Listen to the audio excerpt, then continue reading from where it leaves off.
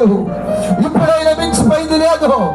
నీ కుటుంబం వర్ధిల్లాలి అంటే, నీ జీవితం బాగుపడాలి అంటే, నీ పరిస్థితులు మారిపోవాలి అంటే దేవుడికి లోబడు.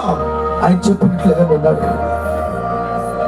అప్పుడు నిన్ను, నీ పిల్లల్ని ఆశీర్వదిస్తాడు, నీ సంతానం ఆశీర్వదిస్తాడు, నీ కష్టార్జితాన్ని ఆశీర్వదిస్తాడు, నీ చేతి పనులను ఆశీర్వదిస్తాడు.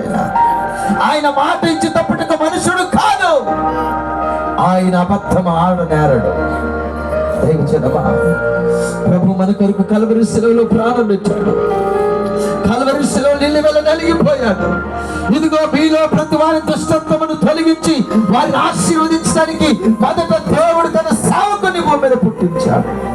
ఆ సేవకుడికి హెచ్చరిక చేస్తున్నాడు మమ్మల్ని, ఇప్పుడైనా మీరు మానుకోనండి. మీ పరిస్థితులు మారిపోతాయి, మీ కుటుంబ పరిస్థితులు మారిపోతాయి, శాపము తొలగిపోతాయి, దేవుడిచ్చే దీవెన ఆశీర్వాదం నీకు లభిస్తుంది.